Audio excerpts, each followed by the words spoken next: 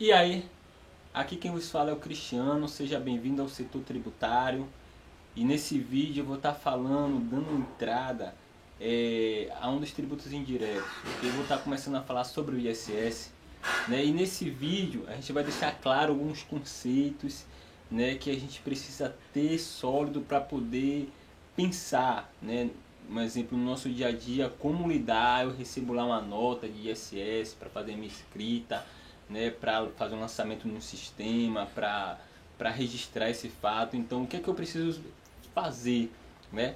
O que é que eu preciso de fato conhecer para entender se aquele ISS que foi tributado ou não foi tributado, que está destacado ou não ali, está devido, está correto ou não.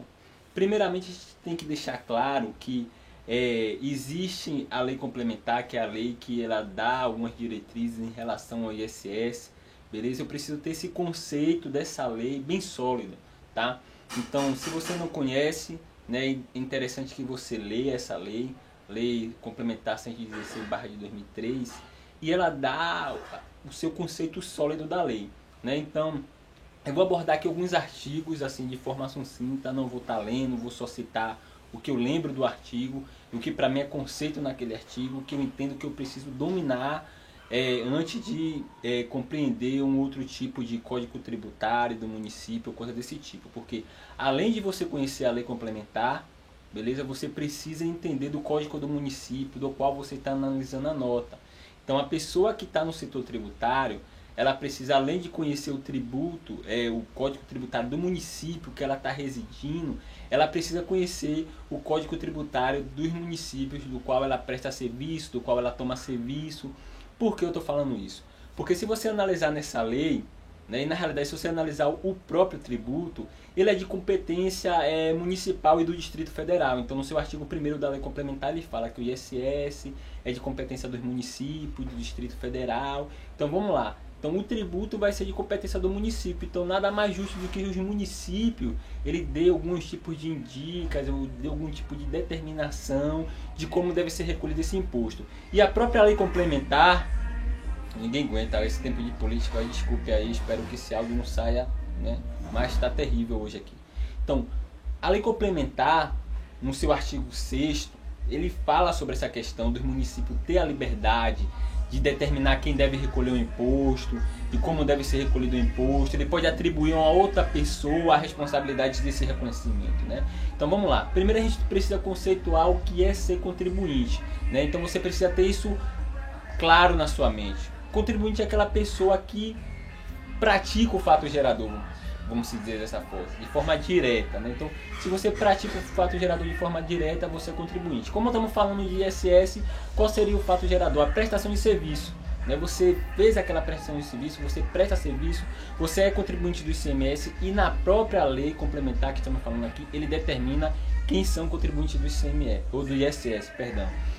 Então, existe 4 artigos nessa lei que é fundamental você ter domínio. O primeiro é de quem é a competência, que é o artigo 1º da lei complementar, e o outro que eu queria dar uma enfatizada aqui é o artigo 3º. No artigo 3º você vai achar algumas diretrizes boas, uma instrução boa que você precisa dominar bem esse artigo para poder você lidar com os fatos do ISS na sua rotina de trabalho, no seu setor tributário. Se você não é do setor tributário, mas quer aprender também, é interessante você ter esse conceito bem formado. Se você não está no setor tributário, você está buscando uma experiência, então seria ideal também você se apegar bastante nesse artigo. Então, nesse artigo ele fala o seguinte, que o imposto o imposto se considera prestado devido no local do estabelecimento prestador.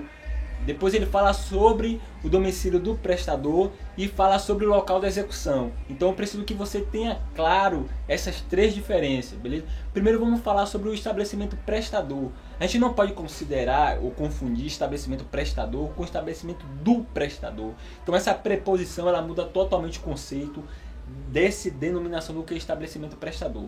que se você analisar o artigo 4º dessa lei, ele determina o que é estabelecimento prestador. Então não vamos confundir estabelecimento prestador com estabelecimento do prestador, nem com o domicílio do prestador. Então você precisa ter esses conceitos bem sólidos para você não confundir e não recolher seu imposto para um município que não é devido, ou se você deixar de fazer a tributação por questão de não entender isso aí.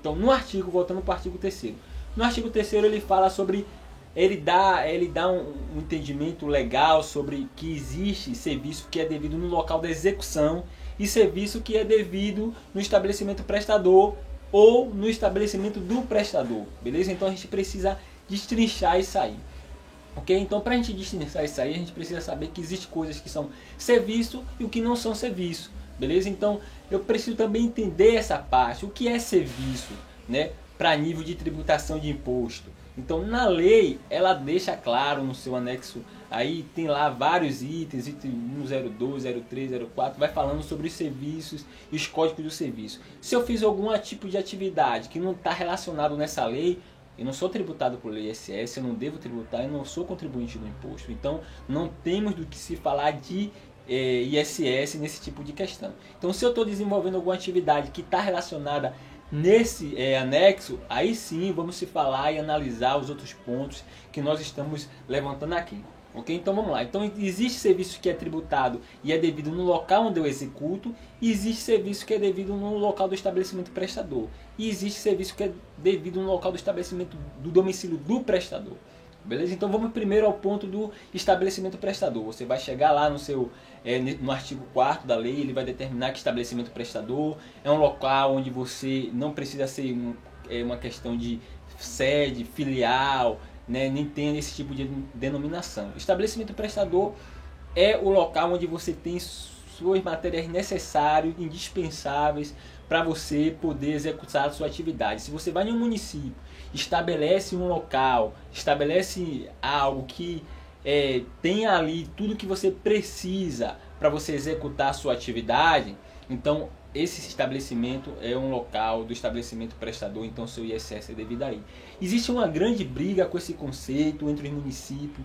Esse é um tema polêmico no que se diz respeito ao ISS. Você tem muita dificuldade em ter sólido essa certeza, porque os municípios brigam. Para algumas pessoas, estabelecimento prestador é um conceito complexo de se entender. Existem algumas atividades que é fácil de você compreender isso. Um exemplo, o médico. O médico daqui de Salvador, ele tem a inscrição dele aqui em Salvador, mas ele vai para um consultório prestar serviço com as coisas dele em outro município. Para mim isso é claro que ele estabeleceu um estabelecimento prestador, e o ISS daquele serviço que ele executa de forma constante naquele município é devido àquele município. Mas existem outras atividades que é difícil você mensurar se o que a pessoa está tendo como posse para executar o serviço se configura ou não estabelecimento prestador, né? Então a gente precisa conceituar bem isso e ter isso bem sólido. Ok? Então vamos lá. Então fechou essa questão do estabelecimento prestador. Se ainda ficou algum tipo de dúvida, você deixa seu comentário aí no vídeo, a gente vai esclarecer. Eu vou tentar falar de uma forma mais ampla. Posso lhe passar material legal sobre isso, beleza? Então estabelecimento prestador é isso.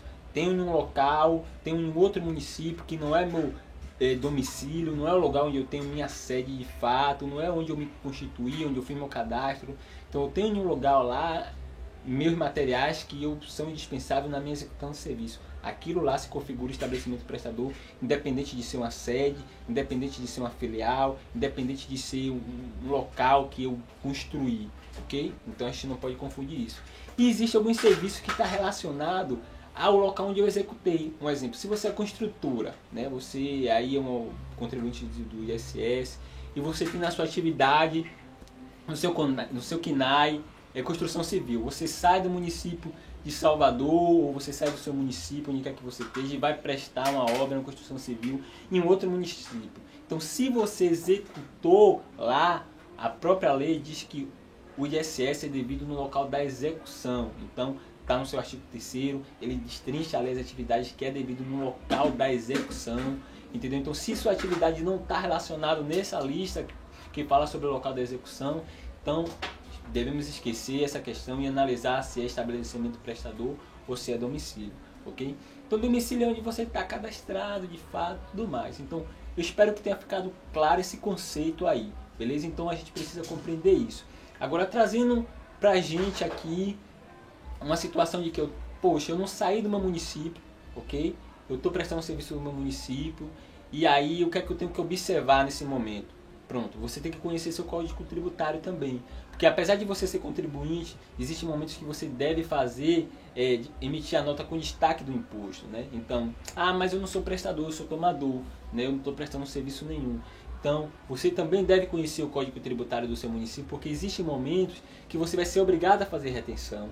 E a retenção é algo importante, tanto para quem presta o serviço ou para quem toma o serviço. Para quem toma o serviço, existe uma responsabilidade solidária. Então, se você, no momento de tomar o serviço, era obrigado a reter o ISS e por algum motivo você não fez a retenção, ou o prestador emitiu sem retenção, isso pode lhe trazer complicações. Numa fiscalização da prefeitura, da Cefaz, do seu município aí, você pode ser autuado de alguma forma, mas eu não sou contribuinte direto. Mas a lei determina que você deveria ter recolhido o tributo, por algum motivo você não recolheu e o prestador também não recolheu. Então, conhecer é algo fundamental no setor tributário, né? A própria Constituição, os direitos, fala sobre isso, quem estuda direito conhece. Nós que somos da área da contabilidade temos que entender um pouco de direito também. Na realidade, entender muito. Então, ninguém pode dizer que deixou de fazer ou fez algo por não conhecer a lei. Né? Ninguém pode dizer assim, eu não conheço a lei. A lei existe aí, você é obrigado a conhecer. Então, eu não sabia, eu sou isento de alguma coisa. Não, você é obrigado a conhecer, você é obrigado a saber. Então, você deve buscar aquilo que você é de sua responsabilidade, é o seu dever saber. Ok? Então, voltando, não podemos esquecer esse fato que é crucial. Eu, quando tomo serviço, tenho que ter certeza se eu sou ou não obrigado a fazer retenção. Eu, quando presto serviço, tenho que ter certeza se eu sou ou não obrigado a declarar que o imposto é retido. E preciso também acompanhar, porque por mais que eu preste o serviço e o imposto foi retido, eu não fico isento de ser fiscalizado pelo aquele imposto que foi retido e que não foi recolhido. Então eu preciso de alguma forma que o meu retentor, vamos dizer assim, a pessoa que fez a substituição tributária desse serviço meu, me apresente um documento que comprove que ela de fato fez aquele recolhimento. Em alguns municípios, a própria prefeitura destaca na nota, um exemplo do Salvador, você emite uma nota com retenção, o imposto vence lá no quinto dia do mês subsequente, ok? E na própria nota, quando passa essa data, ela informa lá se o imposto foi pago ou não. Beleza? Então eu preciso compreender isso, eu preciso saber. Já que a prefeitura me dá esse dispositivo, eu chego lá no dia 6, no dia 7 não está, eu tenho que já entrar em contato com a pessoa que fez a retenção, saber o que foi que houve, eu preciso daquele comprovante, porque eu preciso me resguardar em uma possível fiscalização lá no futuro. Okay? Então você precisa conhecer a lei complementar.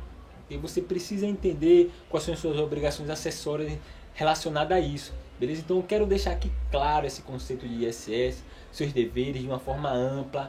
E nós vamos ter outros vídeos que eu vou parar um pouco mais em alguns artigos que eu acho interessantes, coisas semelhantes.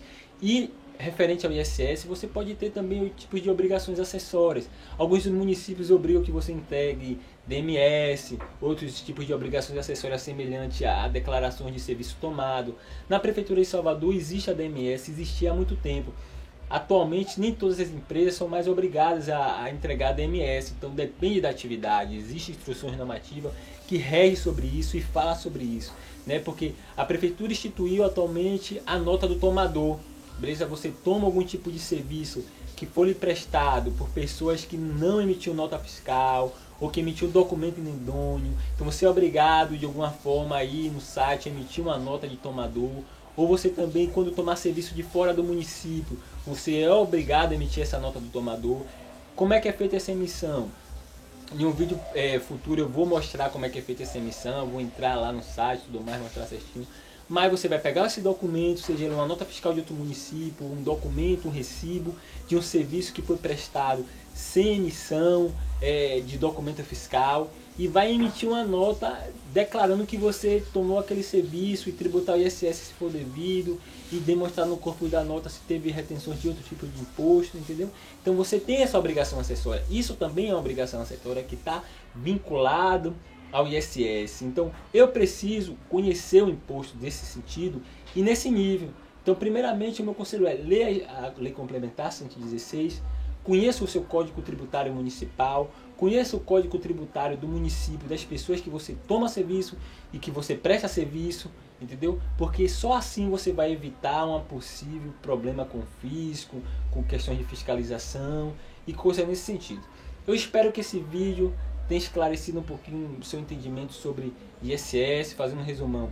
ISS é o que? Prestei serviço, está tributado, está na lei complementar, devo recolher um imposto, eu posso sofrer substituição tributária, eu posso ter que recolher no local onde eu executei, eu posso ter que recolher no estabelecimento onde eu tenho domicílio, eu posso ter um estabelecimento prestador, um exemplo. Eu sou de Salvador, fui contratado por uma pessoa de Camaçari, mas prestei seu serviço lá em Lauro de Freitas. E aí, o ISS é devido em qual dos 3 municípios, entendeu? Então, isso são questões complexas que a gente tem que analisar, tudo mais. Então o ISS ele é simples, mas tem um pouquinho de complexibilidade nesse sentido, ok? Então, deixa aí seu comentário, dá um like, publique esse vídeo nas suas redes sociais, divulgue o canal, porque isso vai ser fundamental para os posteriores vídeos que estão por vir. Eu vou ter aqui no canal vídeo relacionado a obrigações acessórias, PED fiscal, DMA, DESH, todos os tipos de obrigações acessórias que está voltado para o setor tributário, voltado para o setor fiscal, né, suas alterações, suas dicas, coisas nesse sentido, alterações em regulamentos, enfim, tudo relacionado aos estados, principalmente estadual. Infelizmente a gente vai ter que se restringir ao estado da Bahia, não tem como acompanhar a alteração de regulamento de todos os estados do Brasil, mas as leis, tipo convênio, coisas nesse sentido que engloba de uma forma maior, eu vou estar também apontando aqui nas suas alterações que eu considere que chegam ao meu conhecimento de forma mais importante. Espero que você tenha gostado, valeu, se inscreva no canal para não deixar de acompanhar os vídeos que eu vou estar postando aqui de forma constante. Obrigado e até mais.